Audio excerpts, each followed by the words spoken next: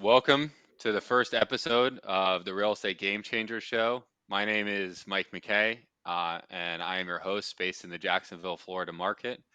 Each Friday at 4 p.m. Eastern, we'll dive deep with guests all over the country who are changing the game in real estate. And this is a live show, so please comment your questions or comments for our guests to answer. And for this week, our guest is Jacob Bluestein, owner of Blue Sky Home Buyers. Jacob is an expert at using data to acquire off-market wholesale and flip deals in the Jacksonville market. And besides himself, Jacob's entire team is virtual and located all over the world. So Jacob, welcome to the first episode. Thanks for having me, Mike. I'm glad to be here. Glad to be No. your first guest. It'll be a good one. Um, Well, let's kick it off with an easy question. How did you get started in real estate?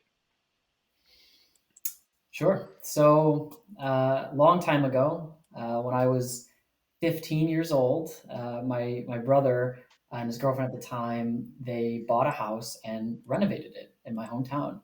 And after school, I'd go over there and I'd like help them, take down drywall and help them, kind of do some of the demo work.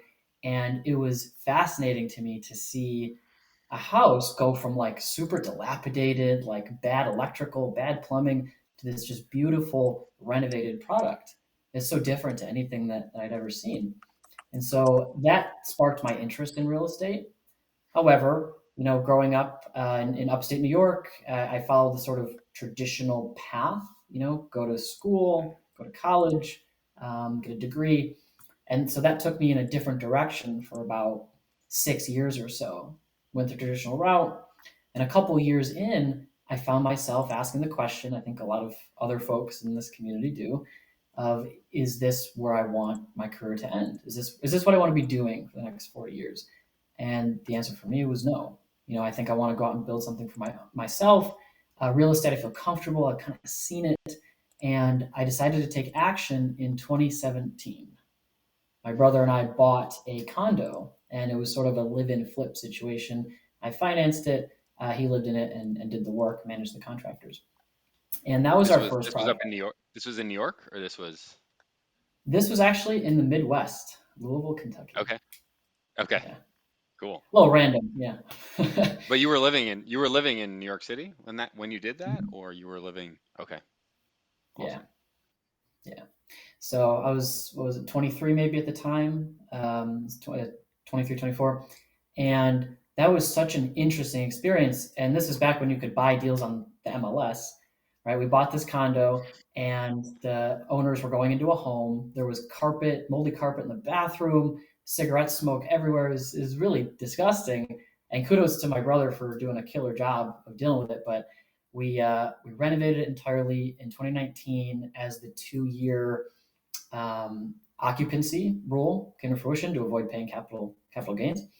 We Hmm. sold it, and I was like, "Wow, this is amazing! This is like the market appreciated." And I had a check in my hand that was like half of my annual salary. I was like, "Wow, Wow. I think I got to get into this." So that was my first project, and shortly thereafter, I formed a company with a friend of mine who had a construction background, and we tried to do the same thing in New Jersey, right over the Hmm. river. Uh, Yep. so Jersey City, Bayonne, Elizabeth City, and it was incredibly difficult to source a deal on the market. It was so competitive. There's all these other bidding wars and other investors. So we decided to go off market, and that was my first experience in off market acquisitions. Cool. Um, so at the time you're still working, right? You were doing consulting in New York, right? At Mhm. the time, and you're doing this on the side. So how did once you decided to go off market in New Jersey, how did it go from there? So after researching various methods, we decided to try direct mail. So I sent out a direct Okay. mail campaign, and I got my first deal a month later. This very sophisticated elderly Italian Staten Island lady. She was a broker, and she had Okay. an extra house in New Jersey she didn't want, and she decided to give me a shot. Out of the other people sending her postcards. And that was such a difficult flip, the first one ever, because our hard money terms were terrible. I didn't really know what I was doing. We had to come up with like 80 grand to close. So we're both taking out balance transfers. I'm calling my brother and I'm like, I need to borrow this money. I'll put it back, in a couple of weeks, Sure. doing that circus. And Yep. so we got it done. We closed. We badly renovated it and Okay. sold it, but we sold it for a profit, for a pretty good profit. And that was our first like start to finish project that was off market. I'd go on my lunch break at my corporate office into like a conference room and I field leads, Yep. talk to sellers. So That- That's awesome. And like, what do you think you took away from that first off-market deal, whether it was sourcing it or whether it was meeting the seller or doing the bad renovation, as you said? Like, what do you think was your big takeaway there? the biggest takeaway was sellers don't sell to people just because they may be qualified to do so. Just because they qualified to sell a house at a discount doesn't mean they're Hmm. automatically going to sell to you. They sell to you because you build a certain level of bonding of rapport and you present yourself in a way that shows you will execute. Okay. And is that like the thing that you think you did really well with that lady, and that's why you were able to stand out from the million other, postcards? I mean, New Jersey is a competitive market. I mean, I used to do business there. Is that what made you stand out, you think, or? I do. I talk to her every day on the phone for the like 40 days leading up to closing. Every day, where are we? What are we doing? Why are you doing this? You're doing it wrong. This. She talk with her hands all the time, and Mhm. I let her back home over the bridge because her GPS wasn't working. Back to Staten Island every day, and Wow. I learned so much from her. And she was a broker. She was a successful Staten Island broker who probably had a dozen people she could have sold that house to for probably more money, to be Yeah. honest. Um, that was my biggest takeaway. Awesome. Um, Looking back at that first deal, I mean, obviously, we all make tons of mistakes on our first deal. Is there something that you would have done differently than you did at the time, if you had the wisdom of today, right? Of course, hindsight is 2020. Um, the renovation component of it, well, two things. Hmm. One, going out to multiple hard money lenders for different offers. We have this idea in our head that because we're new, that we'd be lucky to get hard money from a lender. When in reality, we're bringing a highly collateralized good offering to them, and which they're going to make 12, 13% return on their money. Hmm.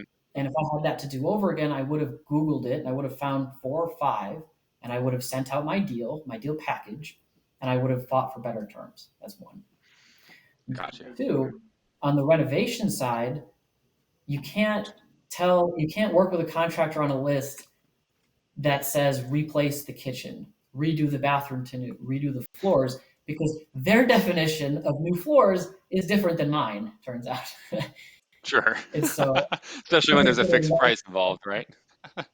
exactly, exactly. And instead of getting nice LVP, modern flooring, we got brownish laminate that in one of the bedrooms stuck up like 4 inches. You had to press it down with your foot. Wow. So yeah, But you sold it. alignment on contract expectations. Yes, we did. We did sell Okay. it. And you made money, which is great for a We first did. flip. Yeah, we didn't make nearly as much as we probably could have if we were better. But for us to spend $6,000 in marketing and make 35,000 on a flip was a really awesome deal. I mean, for us, Yeah. starting out. So describing it looking back, it always makes it sound so easy, right? But how hard was hard was it to get and finish your first deal and actually turn a profit out of it? It was, I mean, start to finish, like that flip, for example, there were two deals that came at that period of time. There was a wholesale deal and a flip deal. And wholesaling is supposed to be easy, right?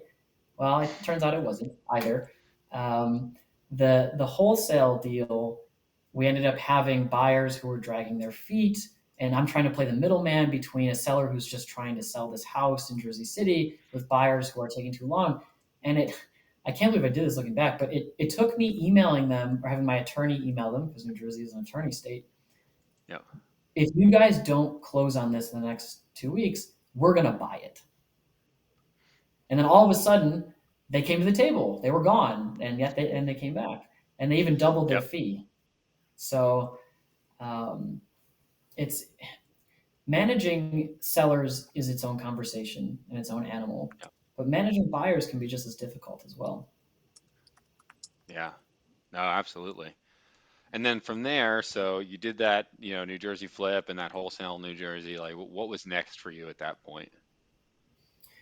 Well, being younger and cocky and arrogant because we had just done a couple deals, thought we could do this anywhere because it's super easy, right? And so we tried going virtual for about a year in Northeast Ohio, in Cleveland, Hmm. Ohio. And it was not a successful campaign. We didn't understand the market very well, ended up sort of breaking even, if not losing some money. And by this point, about 2 years had passed. 4 or 5 deals in total. I bought, a house hack for myself in Brooklyn. And 2 years in, it's like this isn't working out. It turns out that what like our vision was not shared in the real estate company and what that was supposed to be, and we went our separate ways. Fantastic guy, amazing person. Just we didn't have the same goals of what we wanted out of real estate. So now, at the same time, we're now at November of 2020. I have quit my Okay. job, right? Okay. 30 days into quitting my job, my company starts to dissolve. I don't have a profitable business. I don't have cash flow. And everyone is just Sure. cheering me on, like, you got this, you're gonna go buy lots of houses. And I just felt like a sack of shit. So for about 4 months, I'm like, what do I do? Do I go back to work? Do I do something else? I'm so stupid. That like imposter syndrome that I think hits us often, right? Sure. That comes in. And in the mid-April timeframe, I'm like, okay, we're gonna do this again. I'm gonna try this one more time, relaunch somewhere else. So I do Hmm. this analysis in Excel of 10 different cities in the US, and through a Hmm. combination of economic factors and real estate factors like strength of employment, real estate values year over year, average price point, so on and so forth, I boiled down to 3 cities: Hmm. Philadelphia, PA, Charlotte, North Carolina, and Jacksonville, Florida. And I went to Jacksonville for a week. I did a GMAS campaign with a bunch of agents who had done deals, who I thought were prominent flippers, just to talk to people, just to see. And a guy I was in a mastermind with previously is in Jacksonville as well. And going there and like it just switched. We just this abundance mindset sort of set in. Yep. Do you think that that was something that set in because that is the mindset of the Jacksonville market, or because that was something that just you came up with on your own? I'd say in majority the Jacksonville market, and in part something I came up with on my own.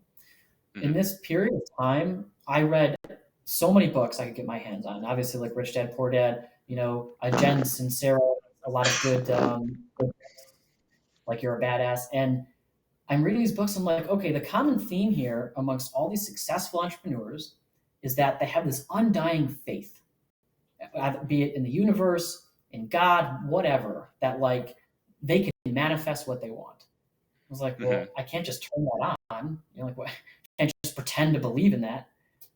And it Sure. wasn't until I came to Jacksonville in April, toured around with one of my JV partners now, met with a guy from my mastermind, where it just kind of clicked. Saw the opportunity. Everyone has been super supportive. Like, oh yeah, man, come on down. Here are the zip codes you want to hit. Here's what you should do. Here are the asset classes that sell the best. And it was a done deal. Packed my stuff up and we moved a month later. Awesome. So then you moved down to Jacksonville. Did you wait to market till you got down here, or did you start marketing before and try the virtual thing again? I did not try virtual. I was like, I got my butt kicked. I'm not going to do that again. I'm going to Hmm. understand my market, and we're going to wait. But between moving here and launching was less than like 3 weeks. Okay. So you come down to Jacksonville, you get a place. What do you do in those 3 weeks to launch a whole new market? I mean, what did you do first? So I decided what avenue I was going to take for marketing, because there's a Hmm. thousand different options, right? You can go the carrot route, you can go SEO, PPC, Facebook, cold calling, direct mail, door knock, Hmm. And for me, around this period of time, I was getting into a software group called REI Sift, software platform and community. And I decided I'm going to build my business this way. I agree with their model. They take a more bootstrap model and then scale from there. Whereas Hmm. the last place I was at, right, and how we did this in the Northeast was very capital intensive. Like send 15 grand worth of direct mail, and that's how you get a deal. And it works if you can monetize those deals because you know your market. Yeah. So So you got down here. What time of year was this, or what month of 2020 or 2021? this was June of 2021. June of And we 2021. officially launched in July of 2021. So you start marketing July 2021. Um, what how long did it take you to get your first deal, and how did that first deal come about? So it took 3 weeks. I hired That's one fast. cold caller. I set up my call tools account and went through the different training and educational challenges they have in REI Sift as a community. Set up my system. I tried to segment my data. I put all my list pulling into place, and towards the third week of July, I got my first deal, which I ended up actually JVing with Cash Geeks, and it was a older landlord who had squatters and he didn't want to deal with it anymore. He wanted X amount of money, and someone else can deal with all the other bullshit. Yeah. Which also happened to be the first deal where a friend of mine from Cash Geeks and I got chased off of a property by Duval County meth addicts. So Oh, that's good. You got broken in the hard way. yeah, that was a nice learning curve for for Jacksonville. But it was a good deal though. Learned a ton. The seller was a really good guy, and that was it. After that, it just kind of snowballed. Got it. So that was your first deal, and since then you've done how many deals since I think July 2021 you said in Jacksonville? About 22. 22. Okay. And you and I talk a lot obviously offline. Um, and you've helped us a lot with it. You are really big into using data, you know, not having this massive team, right? Targeting the right people who would probably sell to an investor. Can you share with the audience kind of what your approach is versus the typical, or maybe even compared to the way you used to do it when you were doing the mass marketing up in New Jersey? Yeah, absolutely. So just to set the context, what the traditional way of bulk marketing means to me is you pull a list of some kind and you push out a bunch of cash in marketing. And if the amount of cash that you receive back is higher than what you sent out, you're crushing it. You're doing a great job, right? Yep. The way I rebuilt this business on the backbone of REI Sift, which is our main software hub and our CRM, is to take all of the lists that you're utilizing and add a couple new dimensions to them. So it's one thing to pull a list, right? And we all know what list stacking is. You take a list of boarded up houses, for example, and you can market to that. And then you can layer on top of it, maybe the utilities have been shut off for 3 months. Maybe there's tax delinquency. But you can take it a step further and say, okay, out of all the people who are on 3 lists or more, Hmm. which houses are vacant per USPS? What if we layered that on top? What if we layered on top who's an absentee owner out of state? Hmm. What if we layered on top who has all of those issues, but they also own multiple houses, which creates multiple opportunity for the same marketing cost. So we took that and we applied it to our bulk marketing at first, right? That's how we Hmm. built the business. Was bulk marketing, but the difference is out of all those lists, we didn't hit everybody. Out of the Hmm. 300,000 parcels, give or take, in Jacksonville, we have about 20,000 records of tier two niche data, I would call it. And that went into our dialer as stacked, vacant, and single target, a single list that are likely to produce. So it became less about the list and more Hmm. about when these lists are combined together, what new dimensions can we add to the data and then market to it. So we just had a question come in from Hayden Vance, who's works at Catch Geeks, who wasn't he the guy who was there with you that He's the day? guy who's Uh, there with me. got chased by Yeah. the meth addicts. um, he said, "What is the thickness of your most stacked list? Like how many lists are they on?" They go up to about six. I'd say six is the most that I've seen. Okay. Yeah. And have you found more success with like the person who's on six versus the person who's on three, for example?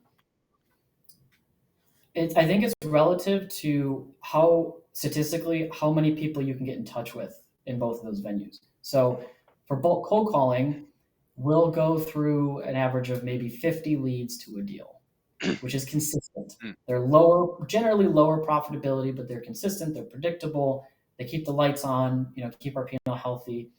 And then 20% of our marketing effort is niche sequential marketing to the top 1% of the top 1%. And that's where we generate the capital to kind of boost us to the next level. For the people who don't know, can you share what niche sequential marketing means? Of course.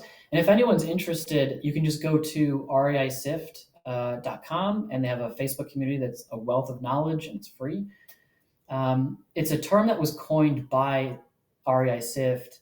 It's called the sensei flow. It's basically single line dialing to understand who you're getting in touch with and who you're not.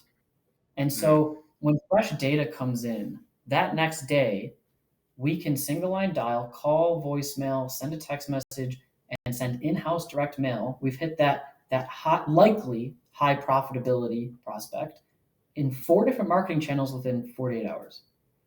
And I guarantee you, like the direct mail that comes from this office is going to get there way faster than Yellow Card HQ or Ballpoint Marketing. Yeah.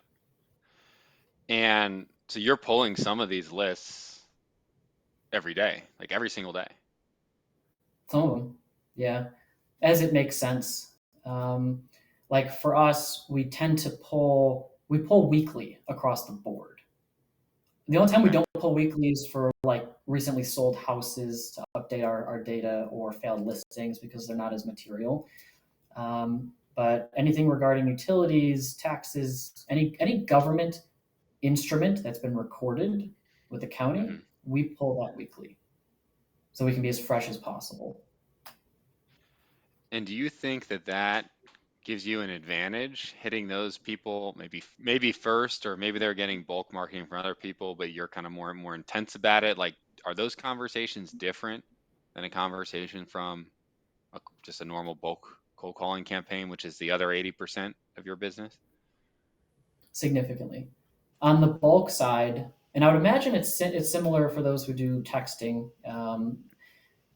People have already spoken to multiple investors. They typically already have offers. They typically have had that interaction before, and so our ability to differentiate ourselves as someone Hmm. that's worth having a conversation with instead of being just another guy calling me is harder and harder with bulk marketing. Hmm.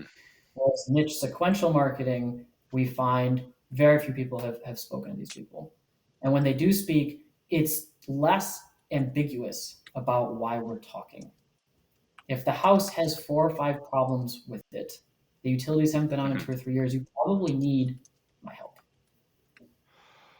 And I mean, I love sales stuff, right? From a sales perspective, it's probably an understatement of the year, but from a sales perspective, are you talking to these people differently on that initial phone conversation versus a bulk cold call, which may just be, hey, you're interested in selling?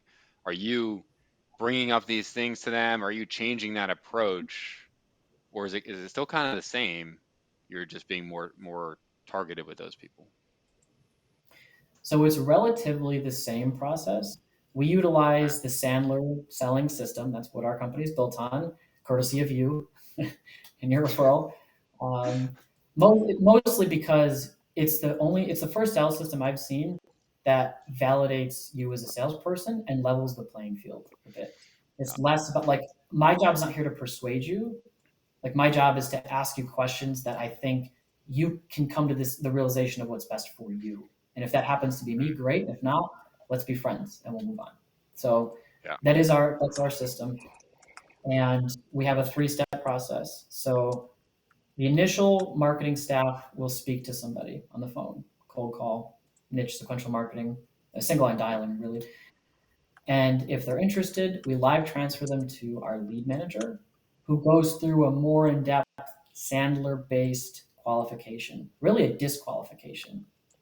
Okay. And from that point, if they qualify, then she'll live transfer it to me or schedule an offer call with me.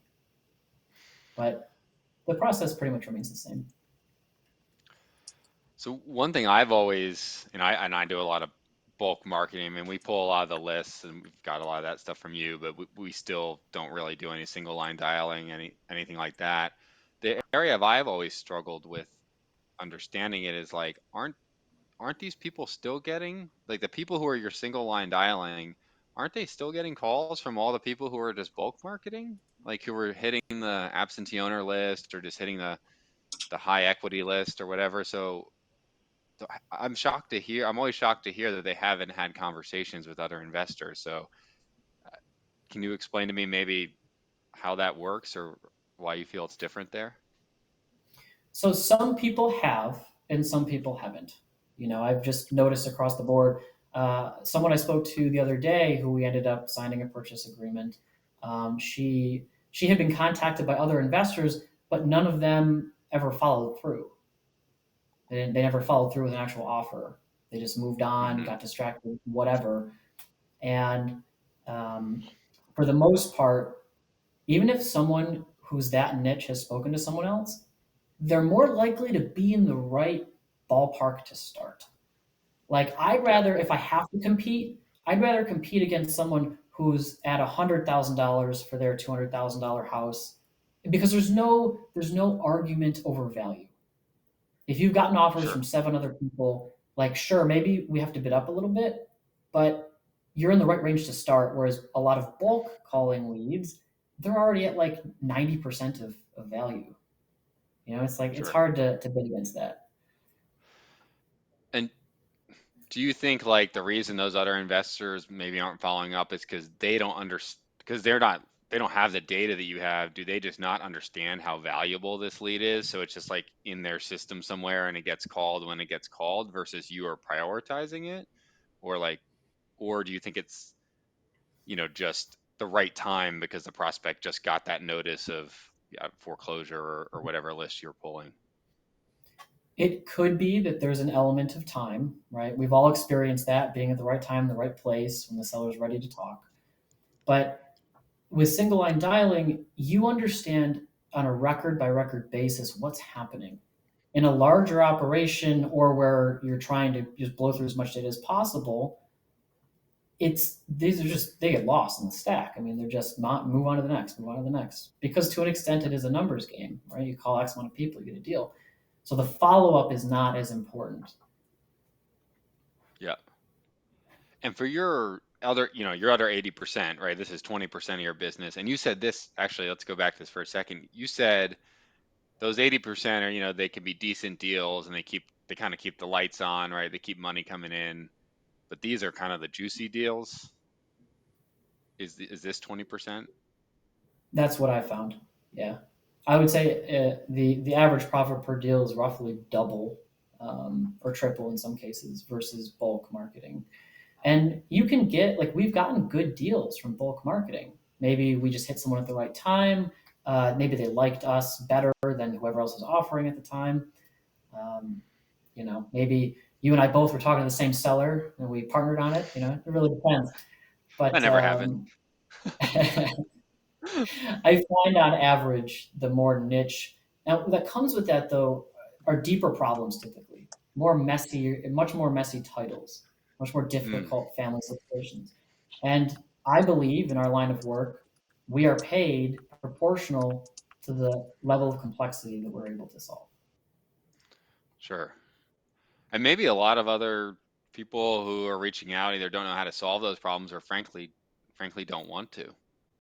Um, Sometimes I don't blame them. Awesome. So on your other 80% of your business, your bulk business, you're still not hitting just the high equity or just the absentee owner list, from my understanding, right? You're staying, or can you maybe just share with the audience like what you're hitting on that side versus and maybe with the difference between what you view as a tier one data and like a tier two data that you hit with your bulk marketing. So we do not hit, and I'll break it down. We do not hit any tier three marketing, any high, just high equity, for example. We don't cold call anyone like that because that's sort of a qualifier, but it's not a motivation. It's not a motivational factor. You can get deals from calling high equity. It's just not what we prefer to do. So for us, the 20,000 records that funnel down from the 300,000 parcels roughly in Jacksonville, that is a combination of all 12 lists stacked on top of each other and Hmm. then translated into three campaigns. And that those three campaigns are consistent in call tools: stacked, vacant, and single list. That we want single list we want to pull out and focus on. And those single lists, like, is that like, do you pick certain lists for certain reasons? Like, you may not call people on one list, but if they're on this other list and they're only on a single list, you may call them. Could you talk more about that? We call everybody who's not on high equity, but Okay. how it breaks down is you can't be on a single list and there's no overlap because if you're stacked or stacked, that doesn't include any vacant houses. If it's vacant, it's vacant, Hmm. irrespective. So you can have stacked vacant, but there's no overlap. Like the people won't pop up on the same campaign. And the last is basically everybody else. So if there's a code enforcement, a house is condemned, but the house for some reason is not flagged as vacant and it's just code enforcement, that's it. That would qualify for the third campaign because it wouldn't be on the first or the second. Got it. But it's still on a list that you view as likely to sell to an investor or more likely to sell to an investor at a discount. Yes. Got it. And then, a lot of people have been talking recently. Obviously, the market has changed a lot with, interest rates going up significantly. Institutional buyers, especially who were big buyers in Jacksonville for quite a long time, pulling back significantly on their offers. How do you think that your approach to using data works in a changing market? Well, my approach, my logic to it is the transactional nature of real estate is never going to change. It's been that way since the dawn of time. But what will change is who's buying and who's selling, and what people are buying for, and what people are selling for. So by shifting more of our focus onto niche sequential marketing, we can purchase properties at deep enough discounts that it doesn't matter what the market does. If a $200,000 house, becomes worth 175, crazy scenario, right? Maybe worth 150. Well, if we're buying that for 75,000, it doesn't matter so much.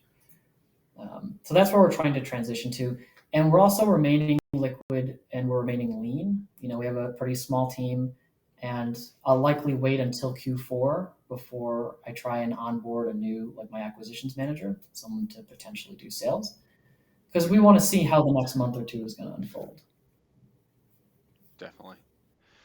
So yeah, I guess this kind of niche strategy allows you to buy deeper deals, so you're pretty insulated, you know, if the market even comes down 10-20%, you're still okay. That's the logic behind it. Where we struggle though is, I don't have a title background. dealing with these like very difficult seller problems has been a huge learning curve for me, Hmm. like particularly when it comes to the probate process. So someone who is the rightful heir to sell, but the trust document wasn't filed correctly, the attorney who was supposed to prepare it made a mistake, and now we have to do some kind of crazy legal workaround to help this seller out and sell a house that he should be able to, who is suffering at the expense of a mistake someone else made before him. And that's just been a huge learning curve for us. So they're longer to close and they're harder to close, but they tend to be more profitable. Gotcha. Um, and you talked about having a lean team. Um, and guys, just a reminder, it is a live show, so if anyone has questions for Jacob, throw it in there. Happy to have him answer those for you. You mentioned having a lean team. Can you share kind of what your team looks like and why you decided to structure it the way that you did? So we have 4 people on staff and then myself. All 4 of them are based in Cairo, Egypt, where I'm actually going next month for a week to hang out with them. Super excited for that. We Awesome. have 2 marketing staff, 1 lead manager, and a systems slash data slash admin manager. And there was a time like 8 months ago where I thought about hiring more people, but as I got deeper into the REI Sift world, and Tyler Austin's the founder, I'm a big fan of his content and sort of his methodology. I was like, maybe I should try and go deeper first, see if I can do it. And I didn't at first. It took me like 4 months to figure out how to go even like is compared to, because it's kind of easier to just go wide, right? Well, I could just include Clay County or Nassau County, but instead I wanted to go deeper here in Jacksonville. So that's our team size. And Pablo just said Cairo sick. Uh, was there any reason for we hear like people hiring from everywhere. I mean, Philippines, South America. Why I haven't heard as many people hiring in Egypt. Was there any particular reason that you chose Egypt? So Egypt just kind of chose me, in a way. I started initially. My staff was from the Philippines, and I was going on Fiverr one day because I wanted to pay somebody to do a QC of my call tool setup and make sure everything was like running and optimized.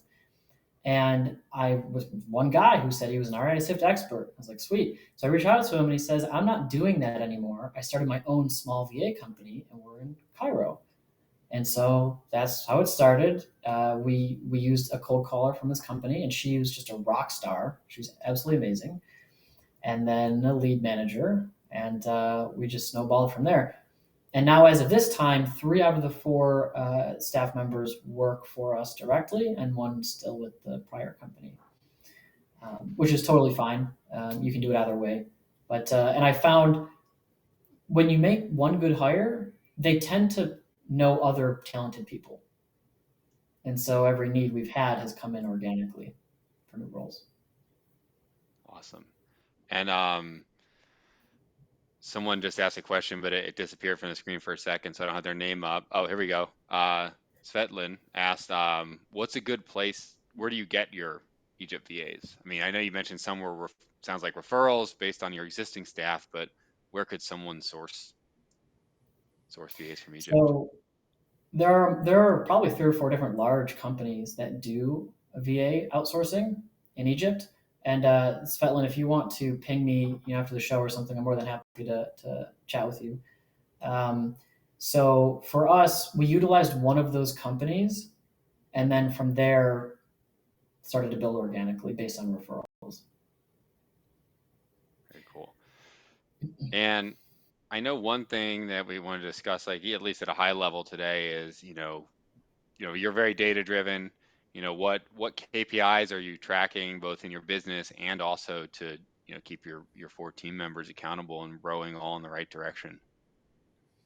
So every role in the company has its own KPI sheet that translates into different calculations, and that's how we score performance. So take cold calling, for example.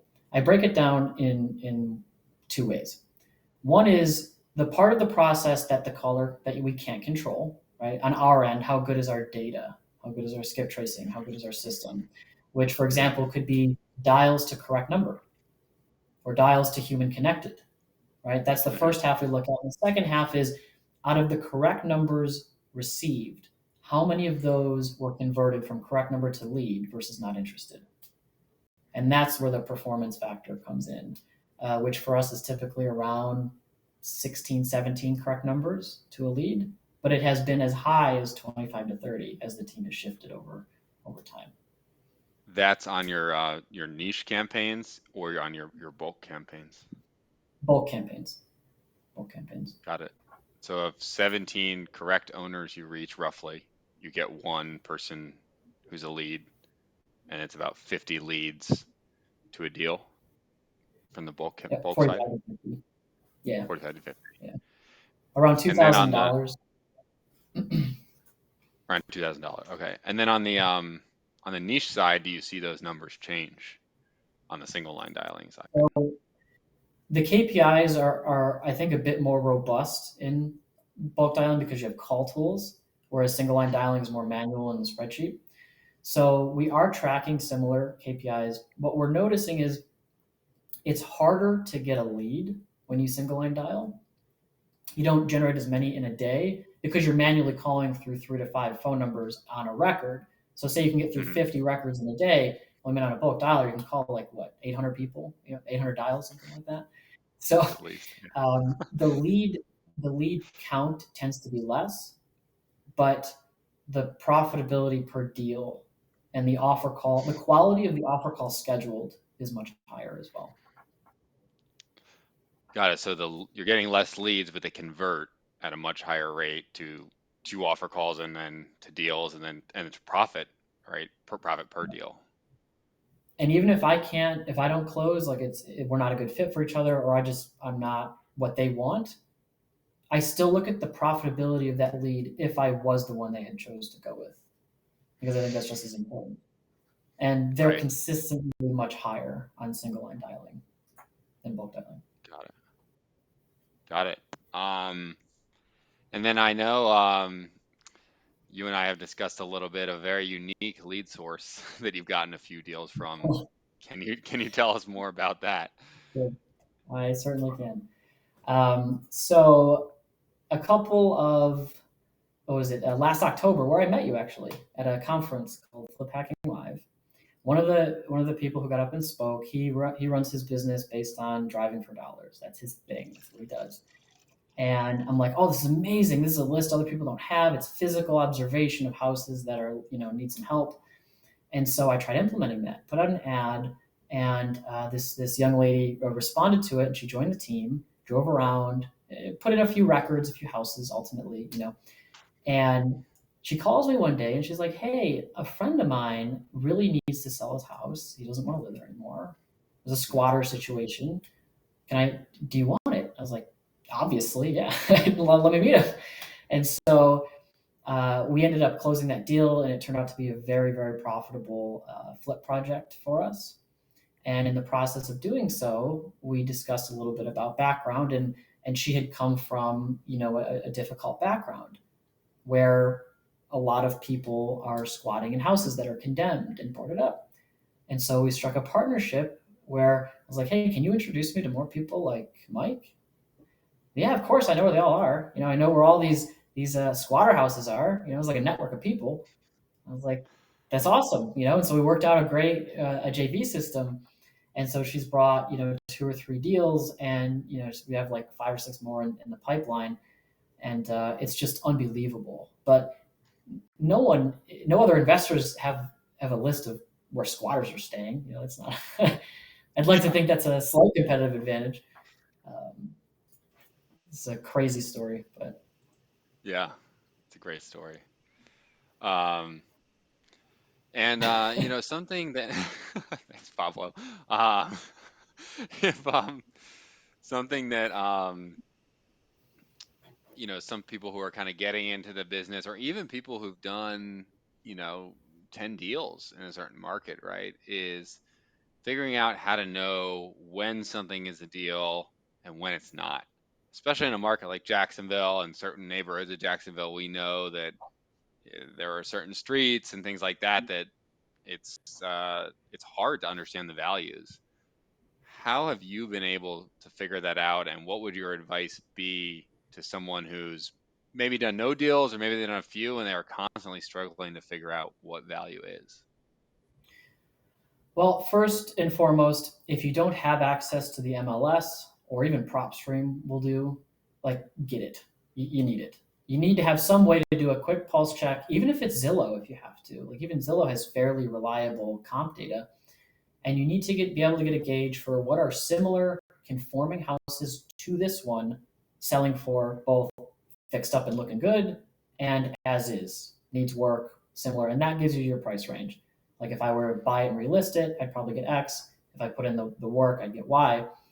And that's step one. You have to have some kind of baseline. And then the second is to JV, joint venture. That's how I learned a lot of the different market nuances here. And I'm still learning. I've only been here a year, but by joint venturing with other investors who are further along or who specialize in a specific asset class, like land, for example.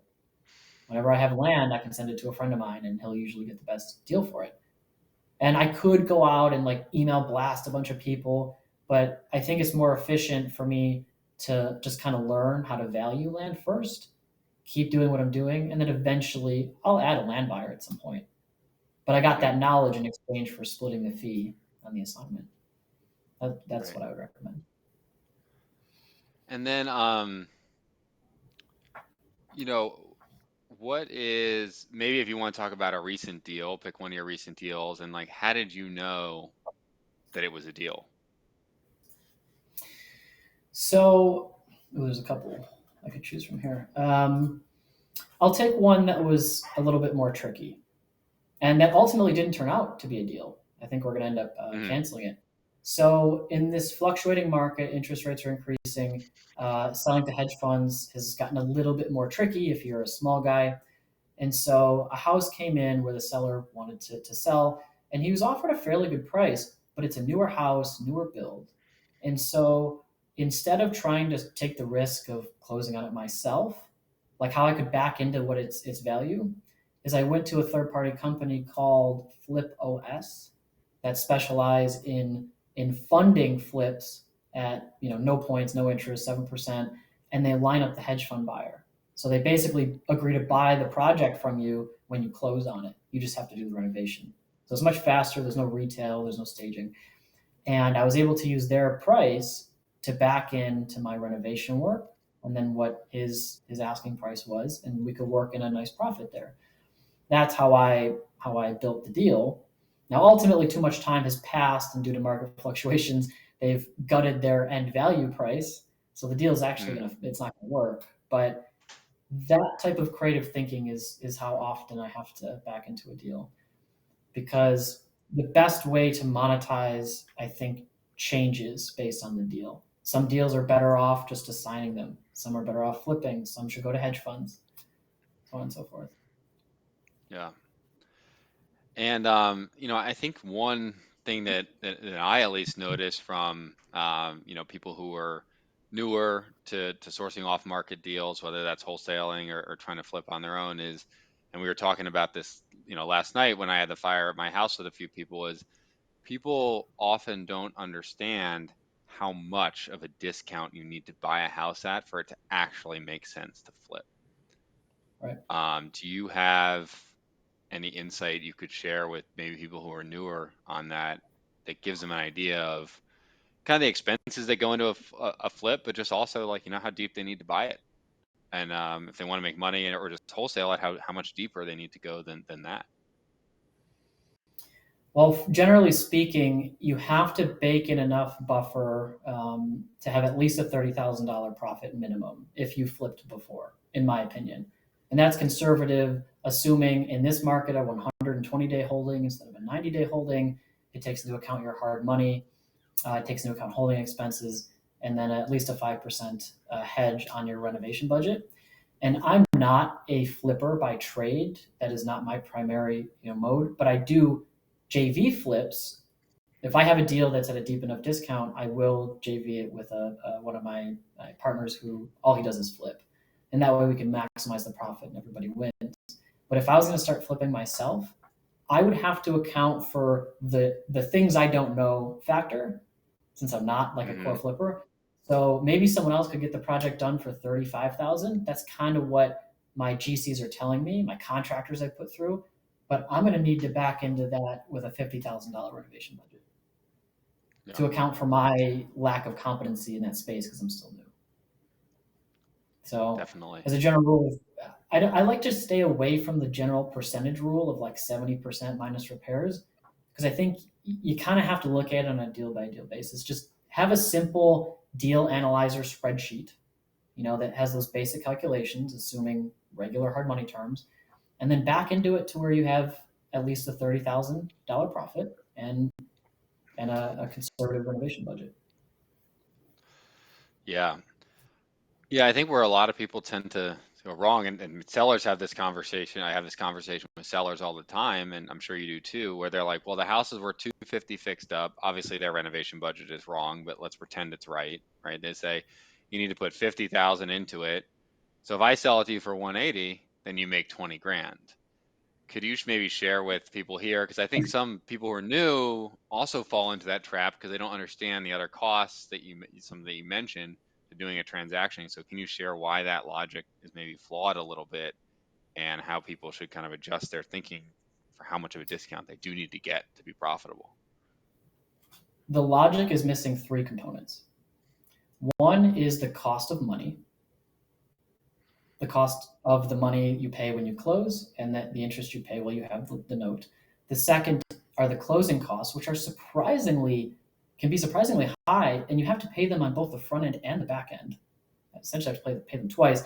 And in most cases, if you're buying off market, you're paying the seller's closing costs, so they're even higher than average. And the third is your holding, your insurance, right? Your utility bills, if you have any tax accrual. And that's easy to overlook, super easy to overlook. And some people are like, oh, well, let me just throw 5 grand extra. I'll take care of my flip buyers. I'll just put an extra 5K on top to make sure. It's like, look at it as if you would flip it yourself and Hmm. include all of those soft costs as well. Otherwise, you're going to end up losing 10 grand in that example you just stated. Right. At least. Yeah. Uh, and then, for you, last few months, big changing market. Um, what has been the biggest challenge in your business in the last 3 months? So for a while, our bulk marketing channel became more and more tight and more difficult Hmm. through a combination of things we weren't doing correctly, and I think the market just getting a little bit more constricted. Cell phone carriers getting a little bit more smart, which I think we've sort of worked past. But the biggest issue now is understanding how I can solve more complex title problems and general seller problems. Like I don't have the skill set to hunt down the brother of this house who is a heroin addict and hasn't had a cell phone in 2 years and is a jerk. Like I don't. That's not my skill set. But if we want to operate in this space, I have to either hire someone who can do it or learn the skill set myself. Are Ultimately, it's those title problems usually come down to tracking down some individual, and that's the hard part, or is it other things that are maybe more complex on top of just tracking people down? the documentation required to obtain clear title is the bigger problem of the two, honestly. Okay. So, an example where oftentimes an estate or a trust was filed, but that was done 10 years ago, 15 years ago, and nobody knows who the attorney was who filed it. Nobody has the documentation. It's gone somewhere, and that sparks this very difficult legal process that has to occur to overcome that. And then you have to ask yourself, we just had this problem on a deal the other day.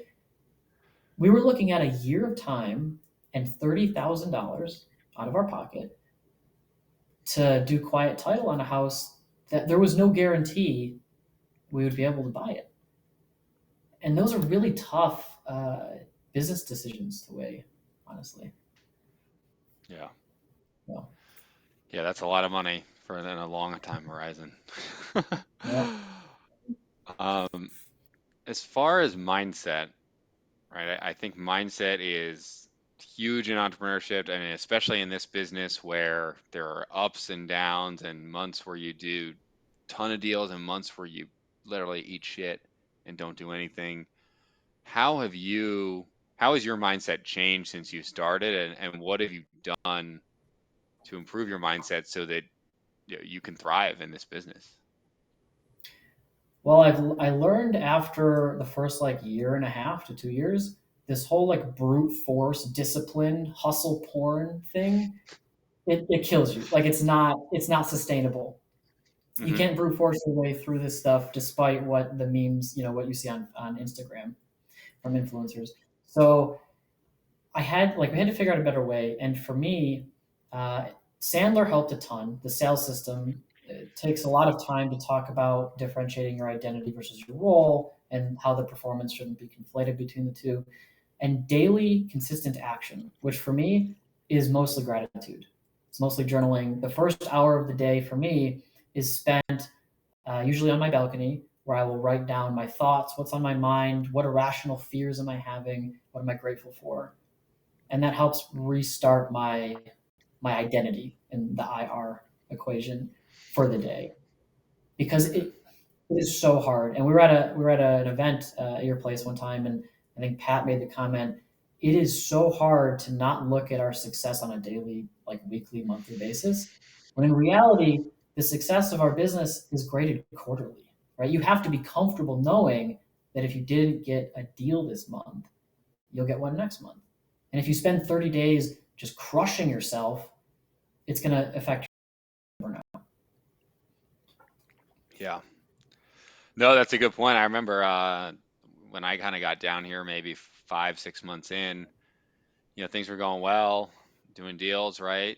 And then I didn't do a deal for like 30 days. And I was doing the behaviors, I was doing the calls, and I was sitting down with Pat at lunch, or I gave him a call, and I'm like, man, like I haven't. This is Pat Flynn from Yellowbird, big buyer in Jacksonville, and I was like, man, I've been hitting the phones.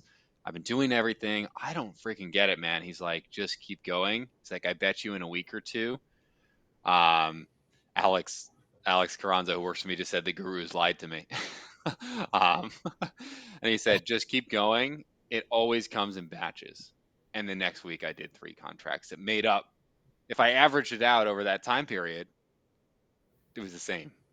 But if I had given up at that point, which I wasn't thinking about doing, but I was discouraged. I mean, I was really discouraged. 30 days no deals when you're sitting on the phone for 4 hours a day. It can beat you up. Very So tough. yeah, I think that's a great piece of advice, to look at things on a longer horizon and do the behavior needed every day versus just trying to grade yourself. Did I get a contract today? Because if you fail at getting a contract 27 days out of the month, you did pretty freaking good. Like you got 3 or 4 contracts. So And at the end of the day, it's about the profitability versus the volume. You know, for you to lock up an amazing deal and only have one in the month instead of three mediocre deals, well, you're crushing it, and you're doing a third the yeah, work. yeah. So That that is one thing I want to talk about with you. I mean, we were talking about it a little bit, last night, is profitability versus volume. And from what I understood last night, and correct me if I'm wrong, you were trying to shift more to how can I do more profitable deals and actually less, versus, hey, let me do 250 deals this year at whatever spread. Can you share more about that and why, for you decided to go that way? So first of all, the thought of doing 250 deals in a year makes my like stomach drop. But I'd like to do less deals this upcoming year at double the profitability by going deeper instead of wider, because I think it better aligns with what my goals are, and it's person specific. Like the big buyers, the people who are crushing it with these massive operations, they're local to Jacksonville. Like they are part of the community. Like they have a beautiful office here. That's their culture, and it's an amazing one. It's really cool. But for me, I would like everyone to be virtual, and my ultimate goal is to become virtual as well. still marketing and working in Jacksonville, but I would prefer to be able to travel. That's my sort of financial freedom thing, right? That I'm chasing. And in order to do that, we have to build a system of a team that's smaller and can handle deal volume, but can handle it virtually. So we have to be very careful about how we who we market to and what deals we're chasing. That was sort of my backstory. Yeah. Yeah, it's definitely different for everyone based on your goals. Alex Carranza just said, are you doing any creative deals? So I have never done a creative deal.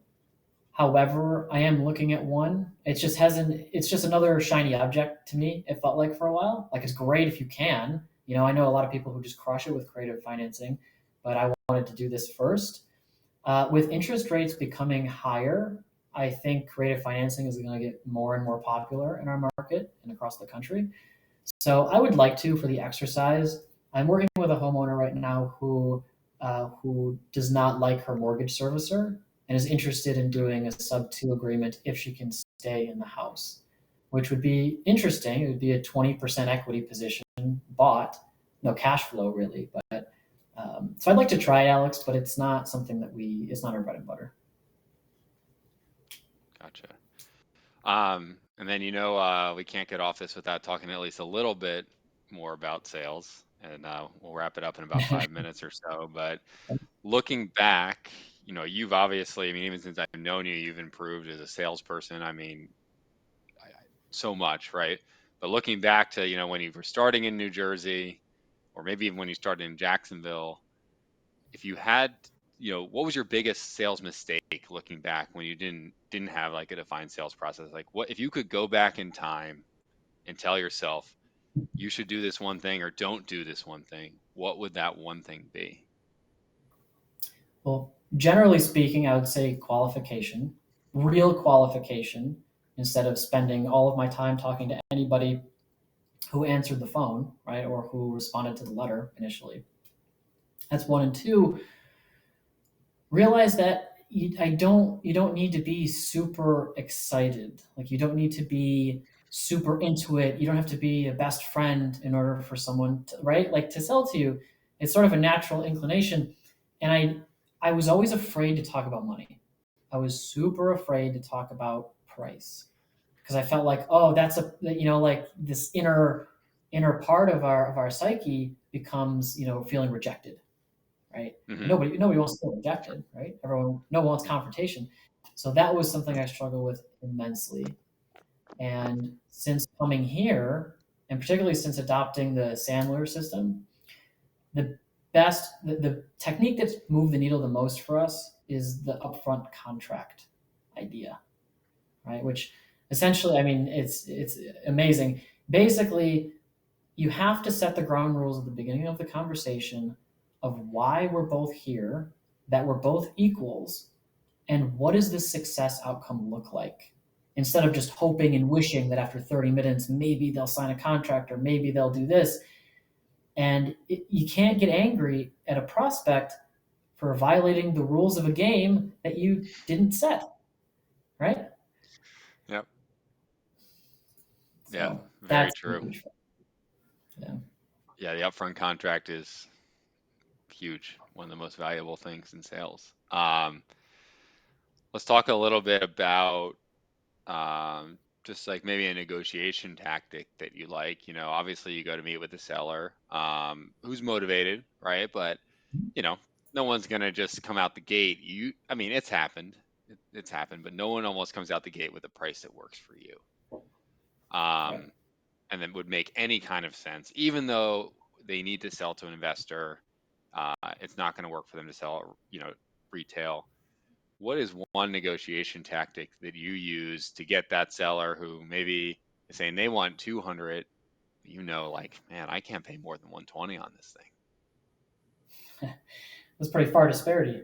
Um, Typically, we'll anchor quite often, and I will only anchor to a value that I truly believe, other cash buyers are offering on. And if I can, we'll start the conversation by talking about who. It sounds like there's a lot of buzz around the house. Who else has been calling you? oh, well, I've actually been talking to a lot of other investors, right? That classic, like, salespeople don't matter, and I'm the one in charge here. And so Yep. it's like, okay, well, how did it go? What happened? Because clearly, if it went well, you wouldn't be talking to me. So, so what happened? Sure. Right? And that conversation, most of the time, gets at least an offer that someone else has made them, even if it's too low for them. And Mhm. it's not difficult to anchor to what two or three other people are saying. It's like, I mean, three or four people have offered. That's probably what your house is worth, if we're talking about an off-market investor transaction. Yeah. So that's my primary tactic. If I believe they've received offers from other people, we'll get that out of the way up front first. Yeah. Sure. Yeah, it makes a lot of sense, right? If those offers were so great, then why did they invite you over? Well, I guess you're virtual, but why did they take your call? um, Exactly. Alex just said upfront contract with a fire emoji. So You must be a Alex likes Sandler the upfront guy. contract. Well, Alex works with me, so of course he's the Sandler Wow. All right. Well, then you're probably better at it than I am. Then you get the guy. training from there. So there's two questions I like to ask at the end of every interview. And the first one's kind of a fun one. Um, so if someone on Facebook, an anonymous person said, "Great stuff. What other offers have you turned down?" I guess that's what they say to that prospect. Um, so the first one's a little fun. What is the craziest or most uncomfortable seller situation you've experienced? You can pick either. Ooh, that's tough. There's quite a few cringy ones I could talk about. Um, I would say the most uncomfortable situation I've been in was the first deal I did in Jacksonville, Hmm. actually, Okay. just because squatter situations can be tough. It can be tough. They're tricky. And the approach to the inhabitants isn't a threatening one. It's not aggressive. It's, hey guys, totally respect what you're doing here. There's nothing. Just so you know, we're closing on the house, and it's not an issue now. We don't own it, but when we do close on it, that's where it's going to be a problem. And would you be open to taking cash for your departure? Because at the end of the day, either an attorney's getting paid $1,000 or you are. It's your choice. And I thought the conversation went so well. I wasn't leading it, but I thought the conversation was going so well. And then the brother, the ringleader of the group, came around the block with his shirt off and his cross tattoos on his chest and stuff, and started freaking out about, hey, you guys better get out of here, shoo shoo, all this stuff. It was crazy, crazy guy. So Yeah. going from a corporate life of 7 years, wearing a suit, and being in like a nice office, to that was quite a shift. Yeah. Yeah. What neighborhood was this in? This was Jacksonville. 32218. So it was like Okay. North Side. What was Yep. it? Forget the name. Biscayne Okay. Avenue. Yep. Never forget that one. Yep. And if you could go back in time and give yourself any piece of advice when you were looking for your first deal, whether that be New Jersey, whether that be Jacksonville, what would you say to yourself, knowing what you know now?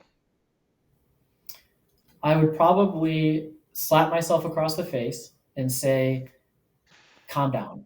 Like, you're fine. You're going to do fine. Just breathe.